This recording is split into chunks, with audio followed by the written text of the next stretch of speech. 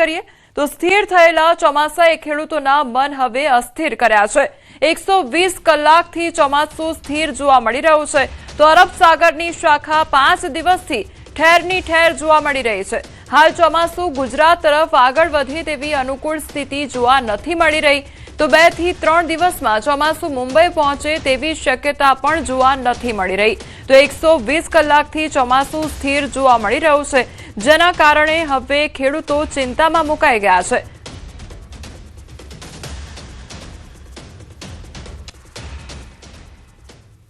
તો ચોમાસાને લઈને ચિંતાજનક સમાચાર સામે આવ્યા છે। ચોમાસાનો દુશ્મન અલ નીનો એક્ટિવ થઈ ગયો છે। અલ નીનોને લઈને હવામાન વિભાગ દ્વારા આગાહી કરવામાં આવી છે। સંપૂર્ણ ચોમાસા દરમિયાન અલ નીનોની અસર રહેશે। 94% ઓછા વરસાદની શક્યતા પણ વ્યક્ત કરવામાં આવી છે। અલ નીનોને લઈ હવામાન વિભાગનું મોટું અનુમાન સામે આવ્યું છે। અલ નીનો એક્ટિવ થઈ ગયો છે। આખી ચોમાસાની સિઝનમાં અલ નીનોની અસર રહેશે ત્યારે અલ નીનોના કારણે ઓછા વરસાદની શક્યતા પણ સેવાઈ રહી છે। પશ્ચિમ ભારતમાં 94% ઓછા વરસાદની સંભાવના પણ વ્યક્ત કરવામાં આવી છે। अल नीनो अभी जो अल नीनो एक्टिव हो गया है और उम्मीद है कि जो मॉडल्स हमारे हैं वो दिखा रहे हैं कि पूरे मानसून में अल नीनो का इफेक्ट रहेगा। इसके साथ ही जो इंडियन ओशियन डाइपोल मोमेंट है वो भी अभी न्यूट्रल फेस में है तो वो भी ऐसा ही न्यूट्रल फेस में रहेगा मानसून के सीजन तक। तो इसके प्रभाव से जो हमने लॉन्ग रेंज फोरकास्ट दिया था उसमें बिलो नॉर्मल रेनफॉल की उम्मीद हमारे को है। अगर 94% से कम बारिश जो वेस्ट इंडिया में है। गुजरात रीजन में डे 1 से डे 7 यानी कि 13 से 19 जून तक isolated light to moderate rain हो सकती है किसी किसी डिस्ट्रिक्ट्स में आइसोलेटेड प्लेसेस पे। मानसून अभी महाराष्ट्र के कुछ पार्ट्स में पहुंचा है और इधर उम्मीद है कि कुछ दिनों में अभी कर्नाटका की तरफ बढ़ रहा है। वो कर्नाटका है, तेलंगाना, कोस्टल आंध्र प्रदेश, उड़ीसा इत्यादि की तरफ वो अभी बढ़ रहा है। गुजरात की नॉर्मल डेट अभी 15 है तो अभी महाराष्ट्र में जब वो बढ़ेगा तो उसके बाद गुजरात में भी उम्मीद करते हैं कि आएगा कुछ दिनों में। અલ નીનો અને લાનીનાની વૈશ્વિક હવામાન પર મોટી અસર જોવા મળતી હોય છે જેના ભાગરૂપે ચાલુ વર્ષે ઉનાળો અત્યંત આકરો અને અસામાન્ય રહ્યો છે। આ વર્ષે હવામાન વિભાગના પૂર્વાનુમાન મુજબ મહત્તમ તાપમાન સામાન્ય કરતા 2 થી 3 ડિગ્રી ઊંચું નોંધાયું છે। દર વર્ષે એપ્રિલ મહિનાથી અમદાવાદ જેવા શહેરોમાં તાપમાન 40 ડિગ્રી વટાવી જતું હોય છે અને દરિયાકાંઠાના વિસ્તારોમાં તે 37 ડિગ્રીથી નીચે રહેતું હોય છે પરંતુ આ વર્ષે દરિયાકાંઠાના વિસ્તારો સહિત મોટા ભાગના શહેરોમાં છેલ્લા 1 મહિનાથી સતત 40 થી 44 ડિગ્રી વચ્ચે તાપમાન નોંધાઈ રહ્યું છે।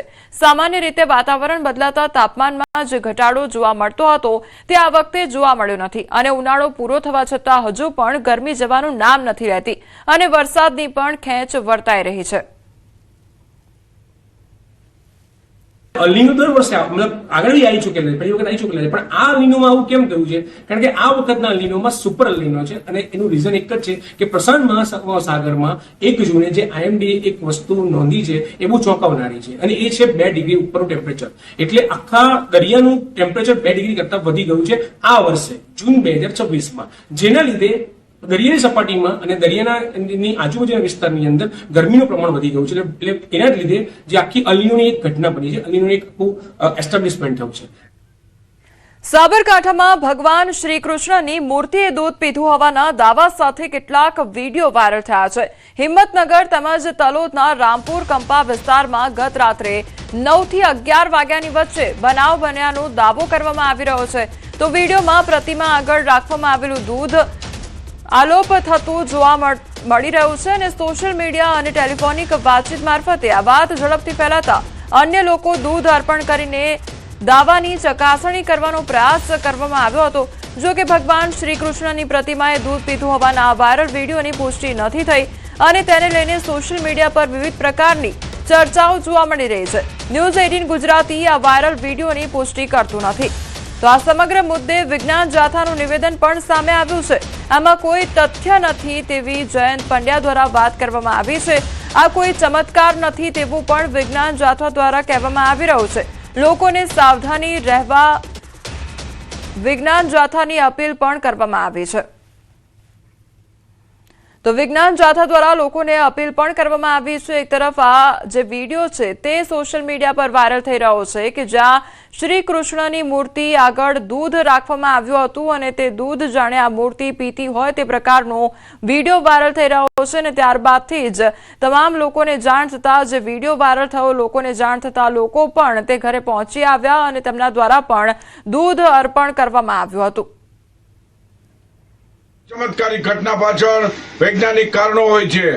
માસ હિસ્ટેરિયા, વિજ્ઞાનના ક્રિયાકારનો સંબંધ, બકનડી, પૃષ્ઠતાણ આ બધાને કારણે આવા ચમત્કારો આપણને જોવા મળે છે।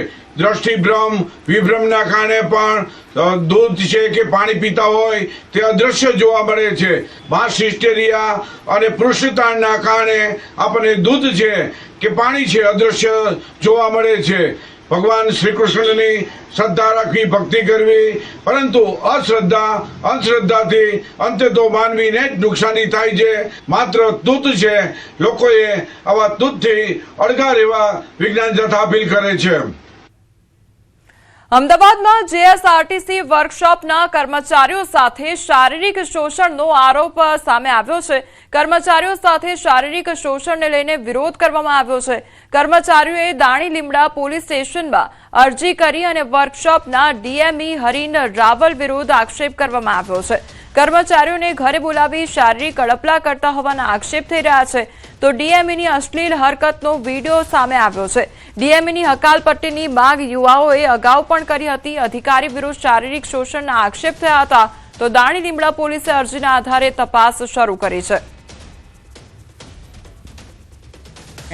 એમ કહીને મને અમારી જાતિ વિરુદ્ધ અને મા બેન સામું ગાળો બોલી અને મને લાફા ને પાટું મને માર્યા સાહેબે કે તમે ડ્રિંક કરો, સિગરેટો પીવો, પછી આપણે ડ્રિંક કરાવો જબરજસ્તી, ડ્રિંક કરાવીને પછી અમારી જોડે ગેરવર્તન કરે છે, આડેવડું ટચ કરે છે, અડબડા કરે છે, પછી અમને બેસાડે ત્યાં, પછી અમને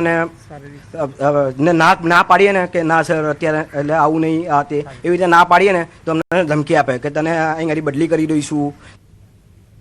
સુરતના નાસિરનગર ડિમોલિશન મામલે રાજકીય ગરમાવો વધ્યો છે। એક તરફ ભાજપના મોટા ભાગના નેતાઓ મૌન ધારણ કરી રહ્યા છે, ત્યારે ગુજરાત ભાજપ પ્રદેશ બૂથ મેનેજમેન્ટ સેલના સંયોજક મુકેશ ગુજરાતીએ સોશિયલ મીડિયા પર સતત પોસ્ટ કરીને પોતાનું વલણ સ્પષ્ટ કર્યું। ડિમોલિશનની કાર્યવાહીને યોગ્ય ગણાવતા લખ્યું કે જેમને કાર્યવાહી ખોટી લાગતી હોય તેઓ પોતાની મિલકતમાં ઝૂંપડા બનાવીને આપે। સાથે જ તેમણે આ મુદ્દે રાજકીય રોટલા શેકવાની ગંધ આવતી હોવાનો આક્ષેપ કર્યો હતો।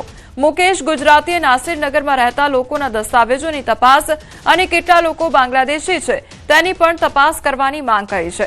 આ ઉપરાંત તેમણે દારૂના અડ્ડા અને કેમિકલયુક્ત પાણીના મુદ્દે પોતાની જ સત્તાધારી મનપા અને પોલીસ તંત્ર સામે પણ સવાલો ઉઠાવ્યા છે। કચ્છ ભુજના માધાપર માર્ગ પર નર્મદા પાઇપલાઇનમાં ભંગાણ સર્જાયું। નર્મદાની મુખ્ય પાણીની પાઇપલાઇનમાં ભંગાણ સર્જાયું તો ભંગાણ પડતા 20 ફૂટથી વધુ ઊંચા પાણીના ફુવારા ઉડ્યા। વેડફાટ થતા પાણીમાં વાહન ચાલકોના વાહનો જે હતા તે પણ ધોવાઈ ગયા હતા। નર્મદાનું પાણી વેડફાતા લોકોમાં રોષ ફાટી નીકળ્યો છે। ભંગાણને પગલે મોટી માત્રામાં પાણીનો વેડફાટ થયો છે।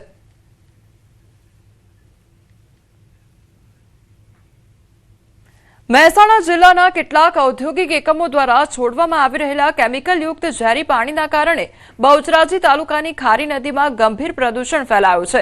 નદીનું પાણી કાળા શાહી જેવું બની જતા હજારો માછલીઓ અને જળચર જીવોના મોત નીપજ્યા છે, જ્યારે આસપાસના 50 જેટલા ગામોના ખેડૂતો અને પશુપાલકો મુશ્કેલીમાં મુકાઈ ગયા છે।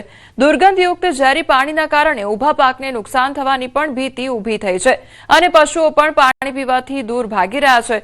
હવે સમગ્ર મામલે ગુજરાત પ્રદૂષણ નિયંત્રણ બોર્ડે પાણીના નમૂનાઓ લઈ તપાસ શરૂ કરી છે। કેમિકલયુક્ત કંપની છે, એ કંપનીમાંથી પાણી છોડવામાં આવે છે કેમિકલયુક્ત। એમાંથી ઘણા ખરા જીવજંતુઓ જે જળચર જે જીવજંતુ હોય છે એ મરી ગયા છે। પ્લસ બીજું કે જે ઢોર ઢોકરા આજુબાજુના ખેતરોમાં બધા પશુપાલનવાળા લોકો રહેતા હોય છે, તો જો ઢોર જો પાણી પીવા હોય તો પાણીના ગંધથી જ દૂર ભાગે છે, બરાબર। તો અમારી તો સરકાર જોડે એટલી જ માંગ છે કે આ કેમિકલયુક્ત પાણી બંધ કરાવો અને કંપની સામે કાયદેસરના પગલાં તમે લો। એક મહિનાથી અહીંયા અમે બધા ખૂબ હેરાન થઈએ છીએ, પણ છેલ્લા લાસ્ટ 15 દિવસથી એટલું કેમિકલયુક્ત પાણી અહીંયા અંદરથી પસાર થઈ રહ્યું છે, જેના કારણે અસંખ્ય માછલીઓ પાણીની અંદર તડપી અને મરી ગઈ છે. અહીંયા એટલી બધી દુર્ગંધ મારી રહી છે કે અહીંયા આપણે ઊભા રહી શકતા નથી. તો અહીંયા ખેડૂતો આવા પાણીથી સિંચાઈ કરી રહ્યા છે. તો સાહેબ, ખરેખર ખેડૂતોના પાકોમાં ખૂબ નુકસાન આવ્યું છે. બનાસકાંઠાના કુંભાસણ ગામમાં ગૌચર જમીન બચાવવા માટે ગ્રામજનોએ હવે આર પારની લડાઈ શરૂ કરી છે. જેટકોના 765 કેવી સબસ્ટેશન માટે ગામની ગૌચર જમીન ફાળવવાના પ્રસ્તાવ સામે ખેડૂતો, પશુપાલકો મોટી સંખ્યામાં પાલનપુર કલેક્ટર કચેરીએ પહોંચ્યા હતા. ગ્રામજનોનું કહેવું છે કે ગ્રામસભામાં સર્વાનુમતે વિરોધનો ઠરાવ પસાર થયા છતાં પ્રસ્તાવ આગળ વધતા ગ્રામજનોમાં ભારે રોષ જોવા મળી રહ્યો છે. ગૌચર બચાવો, પશુધન બચાવોના નારા સાથે ગ્રામજનોએ વહીવટીતંત્રને આવેદનપત્ર પાઠવી ગૌચર જમીન બચાવવાની માંગ કરી છે. સ્થાનિકોનું કહેવું છે કે આ લડત માત્ર એક ગામ પૂરતી સીમિત નથી. આસપાસના ગામડાના પશુપાલકો પણ અહીંની ગૌચર જમીન પર નભે છે. જો રજૂઆત છતાં પ્રશાસન માંગ ધ્યાને નહીં લે તો ગ્રામજનો પોતાના પશુઓ સાથે કલેક્ટર કચેરીએ હલ્લાબોલ કરશેની ચીમકી પણ ઉચ્ચારવામાં આવી છે.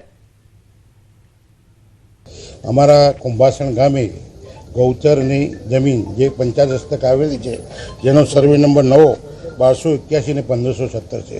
સદરૂ સર્વે નંબરમાંથી જેટકોને લગભગ 150 વીઘા જેવી જમીન એ અમારા અગાઉના સરપંચશ્રીએ ઠરાવ કરીને આપી હતી, પણ ગામ લોકોનો વચ્ચે વિરોધ થતો સરપંચશ્રીએ ઠરાવ રદ કર્યો છે. ગ્રામસભાએ બી ઠરાવ રદ કર્યો છે. એના પછી આખા ગામની વસ્તી ભેગી થઈ હતી અને ગામ સામૂહિક પણ માગણી કરી છે કે ભાઈ જેટકોને જે આપેલી જમીન છે એ રીતે આપણે રદ થવી જોઈએ. અને અમારા ગામનું ગૌચર જે અમારી ઘણી પેઢીઓથી એના પર નિર્ભર છે, એનો નિભાવ એના પર ગાયો રાખીને કરે છે, પશુપાલન રાખીને. એ જ ગૌચર જેટકો કંપનીને આપવામાં આવે તો અમારા લોકોનો જે આજીવન જીવિકા છે એને બહુ તકલીફ પડે એવું છે. અમને અમારું કહેવું એમ છે કે અમારા ગામમાં ગોચર બહુ નહિવત છે, નોંધપાત્ર છે. ઢોરોની સંખ્યા વધારે છે, તેમજ આજુબાજુના 10 ગામના ઢોર અમારા કુંભાસણના જરાવ પર નિર્ભર છે. તેમજ ગામમાં પાણીનો બહુ અભાવ છે, માટે ચોમાસું ગામની પબ્લિક પશુપાલનવાળી પબ્લિક ગોચર ઉપર નિર્ભર છે. માટે આ ગોચર જેટકો કંપનીને ફાળવવા માનનીય કલેક્ટર સાહેબને અમે આવેદનપત્ર આપે કે ગોચર જેટકો કંપનીમાં ફાળવવામાં ના આવે. રાજકોટના ગોંડલ ખાતે શ્રી વિઠ્ઠલભાઈ રાદડિયા જૂથ સેવા સહકારી મંડળી લિમિટેડની 54મી વાર્ષિક સામાન્ય સભા ભવ્ય રીતે યોજાઈ. પટેલવાડી ખાતે આયોજિત આ કાર્યક્રમમાં મુખ્ય અતિથિ તરીકે અલ્પેશ કથિરિયા ઉપસ્થિત રહ્યા. સભામાં સંસ્થાએ ચાલુ વર્ષે 50 લાખ રૂપિયાનો ચોખ્ખો નફો નોંધાવ્યો હોવાની જાહેરાત પણ કરવામાં આવી હતી. સાથે જ સહકારી ક્ષેત્રને વધુ મજબૂત બનાવવા, ખેડૂતો અને મહિલાઓને આર્થિક રીતે સશક્ત બનાવવા તેમજ વિકસિત ભારત 2047ના સપનાને સાકાર કરવા સહકારી માળખાની ભૂમિકા અંગે વિસ્તૃત ચર્ચા કરવામાં આવી. સેવા સહકારી મંડળીની 54મી વાર્ષિક સાધારણ સભામાં ઉપસ્થિત થઈ સૌ ખેડૂતોને મળવાનું થયું, આગેવાનોને મળવાનું થયું અને આવા જ સહકારી માધ્યમથી, સહકારી મંડળીના માધ્યમથી ખેડૂતની ખેતીલક્ષી અને સંલગ્ન પ્રવૃત્તિઓનો ખૂબ વિકાસ થાય, ખૂબ પ્રગતિ થાય અને સૌ ખેડૂતો સમૃદ્ધ બને અને સહકારી ક્ષેત્રનું જે માળખું છે, એનો જે હેતુ છે કે સહકારથી સમૃદ્ધિ એ સફળ થાય એવી મા ઉમા ખોડલના ચરણોમાં પ્રાર્થના કરું છું. અહીંયા જે અમારી ચર્ચા થઈ એ સહકાર મંત્રાલયના 5 વર્ષ ઉજવણીની, ટ્રેનિંગની, શિક્ષણની અને એક વસ્તુ જે સામે આવી એ કે આ મંડળી 50 લાખનો ચોખ્ખો નફો કર્યો છે, બિઝનેસ કરે છે, કોઓપરેટિવ બહુ સારી રીતે અહીંયા કામ કરે છે. અમને પાસે ભંડારણની સુવિધા છે, બિઝનેસ સ્ત્રોત છે. એના બદલ બધા સભાસદને હું કોંગ્રેચ્યુલેશન્સ આપું. વિદેશમાં મુશ્કેલીમાં મુકાયેલી બોરસદની 2 દીકરીઓ આખરે સુરક્ષિત રીતે વતન પરત ફરી છે. અમેરિકા જવાના પ્રયાસ દરમિયાન અઝરબૈજાનમાં ફસાઈ ગયેલી બંને યુવતીઓને લાઓસ સ્થિત ભારતીય દૂતાવાસે તાત્કાલિક કાર્યવાહી કરીને બચાવી. સમગ્ર મામલે સાંસદ મિતેશભાઈ પટેલે સરકાર અને વિદેશ મંત્રાલય સાથે સતત સંપર્કમાં રહી રજૂઆતો કરી હતી. તો યુવતીઓ વતન પહોંચતા સાંસદ મિતેશભાઈ પટેલે તેમના ઘરે જઈ પરિવારજનોની મુલાકાત લઈ ખબરઅંતર પૂછ્યા હતા. તો સફળ રેસ્ક્યુ બાદ પરિવારમાં ખુશીનો માહોલ જોવા મળ્યો છે.